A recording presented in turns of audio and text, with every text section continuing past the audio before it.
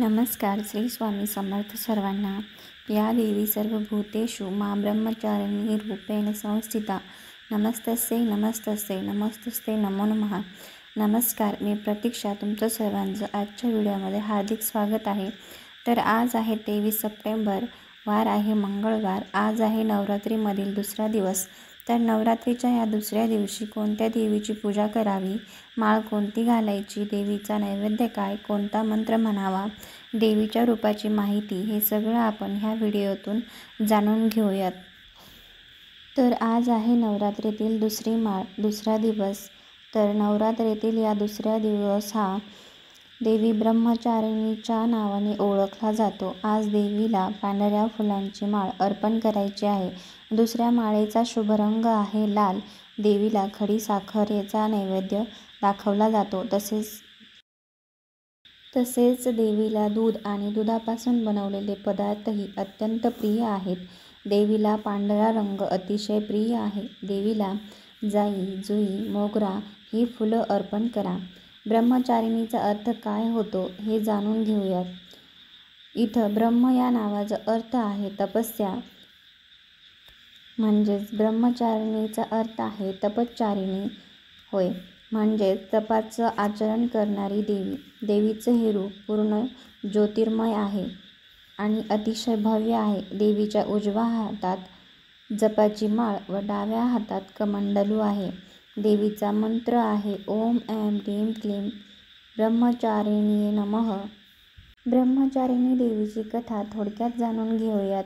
जेव्हा माता सतीने पर्वतराज हिमालयाच्या पोटी जन्म घेतला तेव्हा देवीला शैलपुत्री नावाने ओळखलं जात होतं आणि नंतर नारद मुनींच्या उपदेशानंतर देवीने भगवान शंकरांना पतीच्या रूपात प्राप्त करून घेण्यासाठी कठोर तपश्चर्या केली. या कठीण तपश्चर्येनंतर देवीला तपश्चारिणी म्हणजेच ब्रह्मचारिणी म्हणून ओळखलं जाऊ लागलं. देवी ब्रह्मचारिणीने 1000 वर्ष केवळ फळं मुळं खाऊन उदरनिर्वाह केला आणि नंतर काही काळ देवीने कठोर उपवास केला. मोकळ्या आभाळाखाली ऊन वारा पाऊस सहन करत देवीने व्रत केलं. असंख्य पीडा सहन केली तरीही देवीने हार मानली नाही. देवी ब्रह्मचारिणीला भगवान शंकरांना प्राप्त करून घ्यायचे होते. देवीने 3000 वर्षांपर्यंत फक्त जमिनीवर राहून तुटून पडलेले बेलपत्र खाऊन देवाची आराधना केली. देवाधिदेव महादेव यांची उपासना केली. काही काळानंतर देवीने त्या सुकलेल्या बेलपत्रांचंही खाणं बंद केलं. देवीने कितीतरी 1000 वर्ष निर्जल आणि निराहार राहून तपश्चर्या चालूच ठेवली. कितीतरी 1000 वर्षांच्या या कठीण तपश्चर्येमध्ये देवीने अन्न पाणी त्यागले. त्यामुळे देवीचं नाव अपर्णा असं पडलं. त्याच तपस्येमुळे देवीचं नाव ब्रह्मचारिणी असंही पडलं.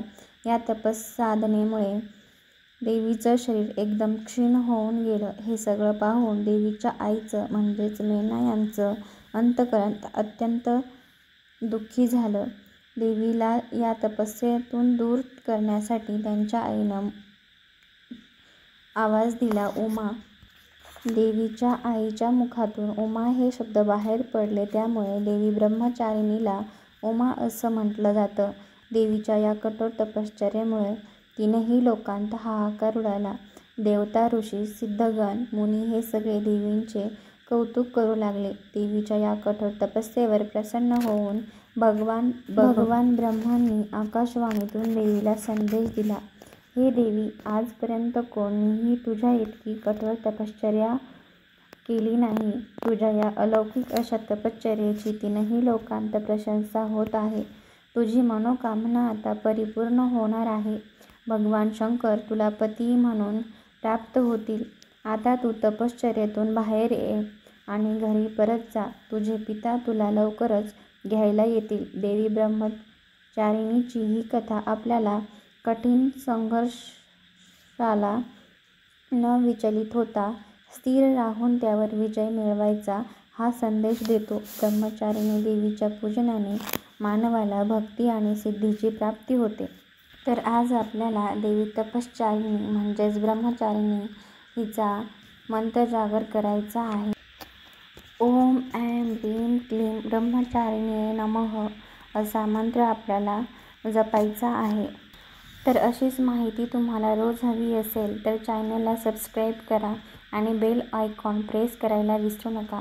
तुम्हाला कोणत्या दिवशी कोणती माळ, कोणता नैवेद्य, देवीचं स्वरूप कोणतं, देवीला नैवेद्य कोणता दाखवायचा हे नवनवीन व्हिडिओमधून सांगितलं जाईल. तर व्हिडिओ आवडला असेल तर लाईक करा, कॉमेंट करा आणि आजची माहिती कशी वाटली हे नक्की सांगा. ओम देवै ब्रह्मचारिण्ये नमः आणि श्री स्वामी समर्थ लिहायला विसरू नका. तर भेटूया पुढच्या अशाच एका नवनवीन व्हिडिओमध्ये. तोपर्यंत धन्यवाद. श्री स्वामी समर्थ.